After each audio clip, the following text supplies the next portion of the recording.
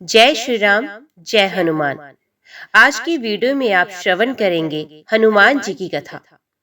व्यास जी ने कहा, एक बार नैमिषारण्य तीर्थ में 80,000 मुनि एकत्रित होकर पुराणों के ज्ञाता श्री सूत जी से पूछने लगे, हे महामुनि, आपने हमें अनेक पुराणों की कथाएं सुनाई हैं। अब कृपा करके हमें ऐसा व्रत और कथा बताएं जिसके करने से संतान की प्राप्ति हो तथा मनुष्यों के रोग शोक अग्नि सर्व दुख आदि का भय दूर हो, क्योंकि कलयुग में सभी जीवों की आयु बहुत कम है। फिर इस पर उन्हें रोग चिंता के कष्ट लगे रहेंगे, तो फिर वे श्री हरि के चरणों में अपना ध्यान कैसे लगा सकेंगे। श्री सूत जी बोले, हे मुनियों, आपने लोक कल्याण के लिए बहुत ही उत्तम बात पूछी है। एक बार युधिष्ठिर ने भगवान श्री कृष्ण से लोक कल्याण के लिए यही प्रश्न किया था। भगवान श्री कृष्ण और युधिष्ठिर का संवाद तुम्हारे सामने कहता हूँ, ध्यान देकर सुनो। एक समय पांडवों की सभा में श्री कृष्ण जी बैठे हुए थे। तब युधिष्ठिर ने भगवान श्री कृष्ण से प्रश्न किया, हे प्रभु नंद नंदन गोविंद, आपने मेरे लिए अनेकों कथाएं सुनाई हैं। आज आप कृपा करके ऐसा व्रत या कथा सुनाएं जिसके करने से मनुष्य को रोग चिंता का भय समाप्त हो और उसको पुत्र की प्राप्ति हो। हे प्रभु, बिना पुत्र के जीवन व्यर्थ है। पुत्र के बिना मनुष्य नरकयामी होता है। पुत्र के बिना मनुष्य पितृ ऋण से छुटकारा नहीं पा सकता और ना ही उसका पुनग नामक नरक से उद्धार हो सकता है। अतः पुत्रदायक व्रत बतलाए। श्री भगवान बोले, हे राजन, मैं एक प्राचीन इतिहास सुनाता हूँ, आप उसे ध्यान पूर्वक सुनो। कुंडलपुर नामक एक नगर था। उसमें नंदा नामक एक ब्राह्मण रहता था। भगवान की कृपा से उसके पास सब कुछ था, फिर भी वे बहुत दुखी था। इसका कारण ये था कि ब्राह्मण की स्त्री सुनंदा के कोई संतान नहीं थी। सुनंदा पतिव्रता थी, भक्ति पूर्वक श्री हनुमान जी की आराधना करती थी। मंगलवार के दिन व्रत करके अंत में भोजन बनाकर हनुमान जी का भोग लगाने के बाद स्वयं भोजन करती थी। एक बार मंगलवार के दिन ब्राह्मणी गृह कार्य की अधिकता के कारण हनुमान जी को भोग ना लगा सकी, तो इस पर उसे बहुत दुख हुआ। उसने कुछ भी नहीं खाया और अपने मन में प्रण किया कि अब तो अगले मंगलवार को ही हनुमान जी का भोग लगाकर अन्न जल ग्रहण करूंगी। ब्राह्मणी सुनंदा प्रतिदिन भोजन बनाती, श्रद्धा पूर्वक पति को खिलाती, परंतु स्वयं भोजन नहीं करती और मन ही मन श्री हनुमान जी की आराधना करती थी। इसी प्रकार 6 दिन गुजर गए और ब्राह्मणी सुनंदा अपने निश्चय के अनुसार भूखी प्यासी निराहार रही। अगले मंगलवार को ब्राह्मणी सुनंदा प्रातः काल ही बेहोश होकर गिर पड़ी। ब्राह्मणी सुनंदा की इस असीम भक्ति के प्रभाव से श्री हनुमान जी बहुत प्रसन्न हुए और प्रकट होकर बोले, सुनंदा, मैं तेरी भक्ति से बहुत प्रसन्न हूँ, तो उठ और कोई वर मांग। सुनंदा अपने आराध्य देव श्री हनुमान जी को देखकर आनंद की अधिकता से विवल होकर श्री हनुमान जी के चरणों में गिरकर बोली, हे प्रभु, मेरी कोई संतान नहीं, कृपा करके मुझे संतान प्राप्ति का आशीर्वाद दीजिए, आपकी अति कृपा होगी। श्री महावीर जी बोले, तेरी इच्छा पूर्ण होगी, तेरे एक कन्या पैदा होगी, उसके अष्टांग प्रतिदिन सोना दिया करेंगे। इस प्रकार कहकर श्री हनुमान जी अंतर्ध्यान हो गए। ब्राह्मणी सुनंदा बहुत हर्षित हुई और सभी समाचार अपने पति से कहा। ब्राह्मण देव कन्या का वरदान सुनकर कुछ दुखी हुए, परंतु सोना मिलने की बात सुनी तो बहुत प्रसन्न हुए। विचार किया कि ऐसी कन्या के साथ मेरी निर्धनता भी समाप्त हो जाएगी। श्री हनुमान जी की कृपा से वे ब्राह्मणी गर्भवती हुई और 10वें महीने में उसे बहुत ही सुंदर पुत्री प्राप्त हुई। ये बच्ची अपने पिता के घर में ठीक उसी तरह बढ़ने लगी जिस प्रकार शुक्ल पक्ष का चंद्रमा बढ़ता है। 10वें दिन ब्राह्मण ने उस बालिका का नामकरण संस्कार कराया। उसके कुल पुरोहित ने उस बालिका का नाम रत्नावली रखा, क्योंकि ये कन्या सोना प्रदान किया करती थी। ये कन्या के पूर्व जन्म में बड़े ही विधान से मंगलदेव का व्रत करती थी। रत्नावली का अष्टांग बहुत सा सोना देता था। उस सोने से नंदा ब्राह्मण बहुत ही धनवान हो गया। अब ब्राह्मणी भी बहुत अभिमान करने लगी। समय बीतता रहा। अब रत्नावली 10 वर्ष की हो चुकी थी। एक दिन जब नंदा ब्राह्मण प्रसन्नचित था, तब सुनंदा ने अपने पति से कहा, मेरी पुत्री रत्नावली विवाह के योग्य हो गई है, अतः आप कोई सुंदर तथा योग्य वर देखकर इसका विवाह कर दे। ये सुनकर ब्राह्मण बोला, अभी तो रत्नावली बहुत छोटी है, तब ब्राह्मणी बोली, शास्त्रों की आज्ञा है कि कन्या 8वें वर्ष में गौरी, 9 वर्ष में रोहिणी, 10वें वर्ष में कन्या, इसके पश्चात रजस्वला हो जाती है। गौरी के दान से पाताल लोक की प्राप्ति होती है, रोहिणी के दान से वैकुंठ लोक की प्राप्ति होती है, कन्या के दान से इंद्रलोक में सुखों की प्राप्ति होती है। अगर हे पतिदेव रजस्वला का दान किया जाता है तो घोर नरक की प्राप्ति होती है। इस पर ब्राह्मण बोला, अभी तो रत्नावली मात्र 10 वर्ष की ही है और मैंने तो 16-16 साल की कन्याओं के विवाह भी कराए हैं, अभी जल्दी क्या है। तब ब्राह्मणी सुनंदा बोली, आपको तो लोभ अधिक हो गया लगता है। शास्त्रों में कहा गया है, माता पिता और बड़ा भाई रजस्वला कन्या को देखते हैं तो वे अवश्य ही नरकगामी होते हैं। तब ब्राह्मण बोला, अच्छी बात है, कल मैं अवश्य ही योग्य वर की तलाश में अपना दूत भेजूंगा। दूसरे दिन ब्राह्मण ने अपने दूत को बुलाया और आज्ञा दी कि जैसी सुंदर मेरी कन्या है वैसा ही सुंदर वर उसके लिए तलाश करो। दूत अपने स्वामी की आज्ञा पाकर निकल पड़ा। पंपई नगर में उसने एक सुंदर लड़के को देखा। ये बालक एक ब्राह्मण परिवार का बहुत गुणवान पुत्र था। इसका नाम सोमेश्वर था। दूत ने इस सुंदर व गुणवान ब्राह्मण पुत्र के बारे में अपने स्वामी को पूर्ण विवरण दिया। ब्राह्मण नंदा को भी सोमेश्वर अच्छा लगा और फिर शुभ मुहूर्त में विधि पूर्वक कन्या दान करके ब्राह्मण ब्राह्मणी संतुष्ट हुए। परंतु ब्राह्मण के मन में तो लोभ समाया हुआ था। उसने कन्यादान तो कर दिया पर वे बहुत खिन्न भी था। उसने विचार किया कि रत्नावली तो अब चली जाएगी और मुझे इससे जो सोना मिलता था अब नहीं मिलेगा। मेरे पास जो धन था कुछ तो इसके विवाह में खर्च हो गया और जो शेष बचा है कुछ ही दिनों में खत्म हो जाएगा। मैंने तो इसका विवाह करके बहुत बड़ी भूल कर दी। अब कोई ऐसा उपाय हो कि रत्नावली मेरे घर पे ही बनी रहे, अपनी ससुराल ना जाए। लोभ रूपी राक्षस ब्राह्मण के मस्तिष्क पर छाता जा रहा था। रात भर अपनी छैया पर बेचैनी से करवटें बदलते बदलते उसने एक बहुत ही क्रूर निर्णय लिया। उसने विचार किया कि जब रत्नावली को लेकर उसका पति सोमेश्वर अपने घर के लिए जाएगा तो वे मार्ग में छिपकर सोमेश्वर का वध कर देगा और अपनी लड़की को अपने घर ले आएगा, जिससे नियमित रूप से उसे सोना भी मिलता रहेगा और समाज का कोई मनुष्य उसे दोष भी नहीं देगा। प्रातः काल हुई तो नंदा सुनंदा ने अपने जमाई तथा लड़की को बहुत सारा धन देकर विदा किया। सोमेश्वर अपनी पत्नी रत्नावली को लेकर ससुराल से अपने घर की तरफ चल दिया। ब्राह्मण नंदा महालोभ के वशीभूत हो अपनी मत ही खो चुका था। पाप पुण्य को उसे विचार न रहा। अपने भयानक व क्रूर निर्णय को कार्य रूप देने के लिए उसने अपने दूत को मार्ग में अपने जमाई का वध करने के लिए भेज दिया था, ताकि रत्नावली से प्राप्त होने वाला सोना उसे हमेशा मिलता रहे और वो कभी निर्धन ना हो।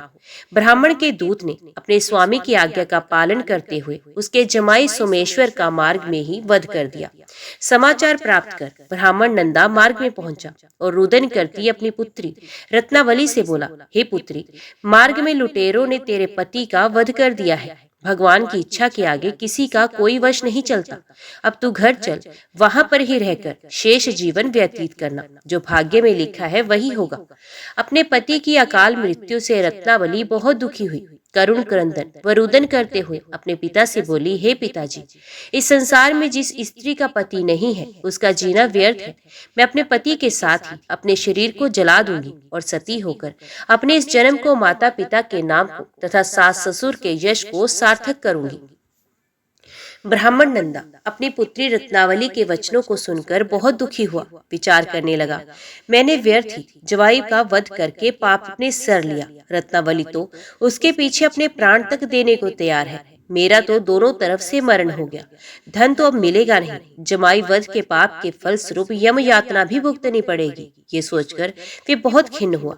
सोमेश्वर की चिता बनाई गई। रत्नावली सती होने की इच्छा से अपने पति का सर अपनी गोद में रखकर चिता में बैठ गई। जैसे ही सोमेश्वर की चिता को अग्नि जलाई गई, वैसे ही प्रसन्न हो मंगल देव वहां प्रकट हुए और बोले, हे रत्नावली, मैं तेरी पति भक्ति से बहुत प्रसन्न हूँ, तू वर मांग। रत्नावली ने अपने पति का जीवन दान मांगा। तब मंगल देव बोले, रत्नावली, तेरा पति अजर अमर है, ये महाविद्वान भी होगा। और इसके अतिरिक्त तेरी जो इच्छा हो वो वर मांग। तब रत्नावली बोली, हे ग्रहों के स्वामी, यदि आप मुझ पर प्रसन्न हैं तो मुझे ये वरदान दीजिए कि जो भी मनुष्य मंगलवार के दिन प्रातःकाल लाल पुष्प लाल चंदन से पूजा करके आपका स्मरण करे, उसको रोग व्याधि ना हो, स्वजनों का कभी वियोग ना हो, सर्पग्नि तथा शत्रु का भय ना रहे। जो स्त्री मंगलवार का व्रत करे वे कभी विधवा ना हो। मंगलदेव तथास्तु कहकर अंतर ध्यान हो गए। सोमेश्वर मंगलदेव की कृपा से जीवित हो उठा। रत्नावली अपने पति को पुण्य प्राप्त कर बहुत प्रसन्न हुई और मंगलदेव का व्रत करके प्रत्येक मंगलवार को करके परतराज और मंगलदेव की कृपा से इस लोक में सुख ऐश्वर्य को भोगते हुए अंत में अपने पति के साथ स्वर्गलोक को गई। एक अन्य पौराणिक कथा के अनुसार एक ब्राह्मण दंपति के कोई संतान नहीं हुई, जिसके कारण पति पत्नी बहुत दुखी थे। वे ब्राह्मण हनुमान जी की पूजा हेतु वन में चला गया। वे पूजा के साथ महावीर जी से एक पुत्र की कामना प्रकट किया करता था। घर पर उसकी पत्नी मंगलवार व्रत पुत्र की प्राप्ति के लिए किया करती थी। मंगल के दिन व्रत के अंत में भोजन बनाकर हनुमान जी को भोग लगाने के बाद स्वयं भोजन ग्रहण करती थी। एक बार कोई व्रत आ गया जिसके कारण ब्राह्मणी भोजन न बना सकी। तब हनुमान जी का भोग भी नहीं लगाया। अपने मन में ऐसा प्रण करके सो गई कि अभी अगले मंगलवार को हनुमान जी को भोग लगाकर अन्न ग्रहण करेगी। वे भूखी प्यासी 6 दिन पड़ी रही। मंगलवार के दिन तो उसे मूर्छा आ गई। तब हनुमान जी उसकी लगन और निष्ठा को देखकर अति प्रसन्न हो गए। उन्होंने उसे आज दर्शन दिए और कहा, मैं तुमसे अति प्रसन्न हूँ। मैं तुझको एक सुंदर बालक देता हूँ जो तेरी बहुत सेवा किया करेगा। हनुमान जी मंगलवार को बाल रूप में उसको दर्शन देकर अंतर ध्यान हो गए। सुंदर बालक पाकर ब्राह्मणी अति प्रसन्न हुई और ब्राह्मणी ने बालक का नाम मंगल रखा। कुछ समय पश्चात ब्राह्मण वन से लौट कर आया। पर संचित सुंदर बालक घर में क्रीड़ा करते देखकर वे ब्राह्मण पत्नी से बोला, ये बालक कौन है? पत्नी ने कहा, मंगलवार के व्रत से प्रसन्न हो, हनुमान जी ने दर्शन दे मुझे बालक दिया है। पत्नी की बात छल से भरी जान उसने सोचा ये उल्टा व्यभिचारिणी अपनी कुलुषता छिपाने के लिए बात बना रही है। एक दिन उसका पति कुएं पर पानी भरने चला तो पत्नी ने कहा, मंगल को भी साथ ले जाओ। वे मंगल को साथ ले चला और उसे कुएं में डालकर वापस पानी भरकर घर आ गया। तो पत्नी ने पूछा, मंगल कहाँ है? तभी मंगल मुस्कुराता हुआ घर आ गया। उसको देख ब्राह्मण आश्चर्यचकित हुआ। रात्रि में उसके पति से हनुमान जी ने स्वप्न में कहे, ये बालक मैंने दिया है, तुम पत्नी को उल्टा क्यों कहते हो? यदि ये जानकर हर्ष हुआ। फिर पति पत्नी मंगल का व्रत अपनी जीवन आनंद पूर्वक व्यतीत करने लगे। जो मनुष्य मंगलवार व्रत कथा को पढ़ता व सुनता है और नियम से व्रत रखता है, उसके हनुमान जी की कृपा से सब कष्ट दूर होकर सर्व सुख प्राप्त होता है। जय श्री राम, जय हनुमान। भगवान शंकर के अंश से वायु के द्वारा कपिराज केसरी की पत्नी अंजना में हनुमान जी का प्रादुर्भाव हुआ। मर्यादा पुरुषोत्तम श्री राम की सेवा शंकर जी अपने रूप से तो नहीं कर सकते थे, अतएव उन्होंने 11वें रुद्र रूप को इस प्रकार वानर रूप में अवतरित किया। जन्म के कुछ ही समय पश्चात महावीर हनुमान जी ने उगते हुए सूर्य को कोई लाल लाल फल समझा और उसने निकलने आकाश की ओर दौड़ पड़े। उस दिन सूर्य ग्रहण का समय था। राहु ने देखा कि कोई दूसरा ही सूर्य को पकड़ने आ रहा है। तब वे उस आने वाले को पकड़ने चला, किंतु जब वायु पुत्र उसकी ओर बढ़े तब वे डरकर भाग गया। राहु ने इंद्र से पुकार की। एरावत पर चढ़कर इंद्र को आते देख पवन कुमार ने एरावत को कोई बड़ा सा सफेद फल समझा और उसी को पकड़ने लगे। घबराकर देवराज ने वज्र से प्रहार किया। वज्र से उनकी ठोड़ी यानी कि हनु पर चोट लगने से वे कुछ टेढ़ी हो गई। इसी से ये हनुमान कहलाने लगे। वज्र लगने पर ये मूर्छित होकर गिर पड़े। पुत्र को मूर्छित देखकर वायुदेव बड़े कुपित हुए। उन्होंने अपनी गति बंद कर ली। श्वास रुकने से देवता भी व्याकुल हो गए। अंत में हनुमान जी को सभी लोकपालों ने अमर होने तथा अग्नि जल वायु आदि से अभय होने का वरदान देकर वायुदेव को संतुष्ट किया। जाति स्वभाव से चंचल हनुमान ऋषियों के आश्रम में वृक्षों को सहज चपलतावश तोड़ देते तथा आश्रम की वस्तुओं को अस्त व्यस्त कर देते थे। अतः ऋषियों ने इन्हें शाप दिया, तुम अपना बल भूले रहोगे। जब कोई तुम्हें स्मरण दिलाएगा तभी तुम्हें अपने बल का भान होगा। तब से वे सामान्य वानर की भांति रहने लगे। माता के आदेश से सूर्य नारायण के समीप जाकर वेद वेदांग प्रभृति समस्त शास्त्रों एवं कलाओं का इन्होंने अध्ययन किया। उसके पश्चात किष्किंधा में आकर सुग्रीव के साथ रहने लगे। सुग्रीव ने इन्हें अपना निजी सचिव बना लिया। जब बाली ने सुग्रीव को मारकर निकाल दिया तब भी ये सुग्रीव के साथ ही रहे। सुग्रीव के विपत्ति के साथी होकर ऋष्यमुख पर्वत पर ये उनके साथ ही रहते थे। बचपन में माता अंजना से बार बार आग्रह पूर्वक इन्होंने अनादि रामचरित सुना था। अध्ययन के समय वेद में पुराणों में श्री राम कथा का अध्ययन किया था। किष्किंधा आने पर यह भी ज्ञात हो गया कि प्रात पर प्रभु ने अयोध्या में अवतार धारण कर लिया। अब ये बड़ी उत्कंठा से अपने स्वामी के दर्शन की प्रतीक्षा करने लगे।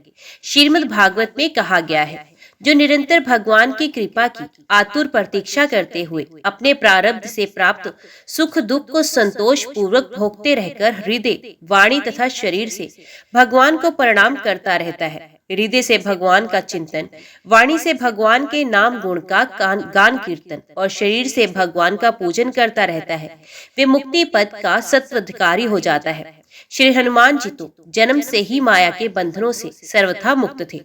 वे तो अहर्निश अपने स्वामी श्री राम के ही चिंतन में लगे रहते थे। अंत में श्री राम अपने छोटे भाई लक्ष्मण के साथ रावण के द्वारा सीता जी के चुरा ले जाने पर उन्हें ढूंढते हुए ऋष्यमुख के पास जा पहुंचे। सुग्रीव को शंका हुई कि इन राजकुमारों को बाली ने मुझे मारने के लिए भेजा है। हनुमान जी को परिचय जानने के लिए उन्होंने भेजा। विप्र वेश धारण कर हनुमान जी आए और परिचय पूछकर जब अपने स्वामी को पहचाना तब वे उनके चरणों पर गिर पड़े और रोने लगे। श्री राम ने उठाकर उन्हें हृदय से लगा लिया। तभी से हनुमान जी श्री अवधेश कुमार के चरणों के समीप ही रहे। हनुमान जी की प्रार्थना से भगवान ने सुग्रीव से मित्रता की और बाली को मारकर सुग्रीव को किष्किंधा का राज्य दिया। राज्य भोग में सुग्रीव को परमत्त होते देख हनुमान जी ने ही उन्हें सीता अन्वेषण के लिए सावधान किया। वे पवन कुमार ही वानर को एकत्रित करके लाए। श्री राम जी ने उनको ही अपनी मुद्रिका दी। 100 योजन समुद्र लांघने का प्रश्न आने पर जब जामवंत जी ने हनुमान जी को उनके बल का स्मरण दिलाकर कहा कि आपका तो अवतार ही राम कार्य संपन्न करने के लिए ही हुआ है, तब अपनी शक्ति का बोध कर केसरी किशोर उठकर खड़े हो गए। देवताओं के द्वारा भेजी हुई नाग माता सुरसा को संतुष्ट करके समुद्र में छिपी हुई राक्षसी सिंहिका को मारकर हनुमान जी लंका पहुंचे। द्वाररक्षिका लंकनी को एक घूंसे में सीधा करके छोटा रूप धारण कर ये लंका में रात्रि के समय प्रविष्ट हुए। विभीषण जी से पता पाकर अशोक वाटिका में जानकी जी के दर्शन किए। उनको आश्वासन देकर अशोक वन में को उजाड़ डाला। रावण के भेजे राक्षसों तथा रावण पुत्र अक्षय कुमार को भी मार दिया। मेघनाथ इन्हें किसी प्रकार बांधकर राजसभा में ले गया। वहां रावण को भी हनुमान जी ने अभिमान छोड़कर भगवान की शरण लेने की शिक्षा दी। राक्षस राज की आज्ञा से इनकी पूंछ में आग लगा दी गई। इन्होंने उसी अग्नि से सारी लंका को जला दिया। सीता जी से चिन्ह स्वरूप चूड़ामणि लेकर भगवान के समीप लौट आए। समाचार पाकर श्री राम ने युद्ध के लिए प्रस्थान किया। समुद्र पर सेतु बांधा गया। संग्राम हुआ और अंत में रावण अपने समस्त अनुचर बंधु बांधवों के साथ मारा गया। युद्ध में श्री हनुमान जी का पराक्रम, उनका शौर्य, उनकी वीरता सर्वोपरि रही। वानरी सेना के संकट के समय वे सदा सहायक रहे। राक्षस उनकी हुंकार से ही कांपते थे। लक्ष्मण जी जब मेघनाथ की शक्ति से मूर्छित हो गए तब मार्ग में पाखंडी कालनेमी को मारकर द्रोणचल को हनुमान जी उखाड़ ले आए और इस प्रकार संजीवनी औषधि आने से लक्ष्मण जी को चेतना प्राप्त हुई। मायावी अहिरावण जब माया करके राम लक्ष्मण को युद्ध भूमि से चुरा ले गया तब पताल जाकर अहिरावण का वध करके हनुमान जी श्री राम जी के भाई लक्ष्मण जी के साथ ले आए। रावण वध का समाचार श्री जानकी जी को सुनाने का सौभाग्य और श्री राम लौट रहे हैं, ये आनंदमय समाचार भरत जी को देने का गौरव भी प्रभु ने अपने प्रिय सेवक हनुमान जी को ही दिया। हनुमान जी विद्या, बुद्धि, ज्ञान तथा पराक्रम की मूर्ति हैं, किंतु इतना सब होने पर भी अभिमान उन्हें छू तक नहीं गया। जब वे लंका जलाकर अकेले ही रावण का मान मर्दन करके प्रभु के पास लौटे और प्रभु ने पूछा कि त्रिभुवन विजयी रावण की लंका को तुम कैसे जला सके, तब उन्होंने उत्तर दिया, साखा मरक के बड़ी मनुसाई, साखा ते साखा पर जाय, नाघी सिंधु हाटक पुर जरा, निश्चर गण बद्ध विपन उजारा, सो सब तव प्रताप रघुराई, नाथ न कछु मोरि प्रभुताई। हनुमान जी की भक्ति तो अतुलनीय है। अयोध्या में राज्याभिषेक हो जाने पर भगवान ने सबको पुरस्कृत किया। सबसे अमूल्य अयोध्या के कोष की सर्वश्रेष्ठ मणियों की माला श्री जानकी जी ने अपने कंठ से उतार कर श्री हनुमान जी के गले में डाल दी। हनुमान जी मणियों को ध्यान से देख देख कर तोड़ने लगे, मुख में डालकर फोड़ने लगे। दुर्लभ रत्नों को इस प्रकार नष्ट होते देख कुछ लोगों को बड़ा कष्ट हुआ। कुछ ने उन्हें रोका। हनुमान जी ने कहा, मैं इनमें भगवान का नाम तथा उनकी मूर्ति ढूंढ रहा हूँ। जिस वस्तु में मेरे स्वामी श्री सीताराम का नाम ना हो, जिसमें उनकी मूर्ति ना हो, वे तो व्यर्थ है। प्रश्न करने वाले ने पूछा कि आपके शरीर में मूर्ति और नाम है? तुरंत अपने नखों से हनुमान जी ने छाती का चमड़ा फाड़कर सबको दिखाया। उनके रोम रोम में राम ये परम दिव्य नाम अंकित था और उनके हृदय में श्री जनक नंदिनी जी के साथ सिंहासन पर बैठे महाधिराज श्री अवधेश की भूप सुंदर मूर्ति विराजमान थी। सब लोग जय जयकार करने लगे। भगवान ने हनुमान जी को हृदय से लगाया। हनुमान जी आजन्म नैष्ठिक ब्रह्मचारी हैं, व्याकरण के महान पंडित हैं, वेदज्ञ हैं, ज्ञान शिरोमणि हैं, बड़े विचारशील, तीक्ष्ण बुद्धि तथा अतुल पराक्रमी हैं। श्री हनुमान जी बहुत निपुण संगीतज्ञ और गायक भी हैं। एक बार देव ऋषि दानवों के महान सम्मेलन में जलाशय के तट पर भगवान शंकर तथा देव ऋषि नारद जी आदि गा रहे थे। अन्य देव ऋषि दानव भी योग दे रहे थे। इतने में ही हनुमान जी ने मधुर स्वर से ऐसा सुंदर गान आरंभ किया कि जिसे सुनकर उन सबके मुख म्लान हो गए। जो बड़े उत्साह से गा बजा रहे थे, सभी अपना अपना गान छोड़कर मोहित हो गए और चुप होकर सुनने लगे। उस समय केवल हनुमान जी ही गा रहे थे। जब तक पृथ्वी पर श्री राम की कथा रहेगी, तब तक पृथ्वी पर रहने का वरदान उन्होंने स्वयं प्रभु से मांग लिया है। श्री राम जी के अश्वमेघ यज्ञ में अश्व की रक्षा करते हुए समय जब अनेक महासंग्राम हुए, तब उन्होंने हनुमान जी का पराक्रम ही सर्वत्र विजयी हुआ। महाभारत में भी केसरी कुमार का चरित्र है। वे अर्जुन के रथ की ध्वजा पर बैठे रहते थे। उनके बैठे रहने से अर्जुन के रथ को कोई पीछे से नहीं हटा सकता था। कोई अवसरों पर उन्होंने अर्जुन की रक्षा भी की। एक बार भीम अर्जुन और गरुड़ जी को अपने अभिमान से भी बचाया था। कहते हैं कि हनुमान जी ने अपने वज्र नख से पर्वत की शिलाओं पर एक रामचरित काव्य लिखा था। उसे देखकर महर्षि वाल्मीकि को दुख हुआ कि यदि वे काव्य लोक में प्रचलित हुआ तो मेरे आदि काव्य का समादर न होगा। ऋषि को संतुष्ट करने के लिए हनुमान जी ने वे शिलाएं समुद्र में डाल दी। सच्चे भक्त में यश मान बढ़ाई की इच्छा का लेश भी नहीं होता। वे तो अपने प्रभु का पावन यशी लोक में गाता है। श्री राम कथा श्रवण, राम की नाम कीर्तन के हनुमान जी अनन्य प्रेमी हैं। जहाँ भी राम नाम का कीर्तन या राम कथा होती है, वहाँ वे गुप्त रूप से आरंभ में ही पहुँच जाते हैं। दोनों हाथ जोड़कर सर से लगाए सबसे अंत तक वहाँ पे खड़े रहते हैं। प्रेम के कारण उनके नेत्रों से बराबर आंसू झरते रहते हैं। उन अनन्य तथा अतुल्य श्री राम भक्त के पावन पद कमलों में अनंत नमस्कार। जय श्री राम, जय हनुमान। आज की वीडियो में इतना ही। उम्मीद करती हूँ वीडियो आपको पसंद आई होगी। वीडियो पसंद आई हो तो वीडियो को लाइक और चैनल को सब्सक्राइब जरूर कीजिएगा। जय श्री राम, जय श्री हनुमान लिखकर कमेंट बॉक्स में अपनी हाजिरी और अपने सुझाव देना ना भूलेगा। तो मिलते हैं अगली कथा अगले अध्याय के साथ। तब तक के लिए देखते व सुनते रहिए। जय मां कंजक, जय माता दी।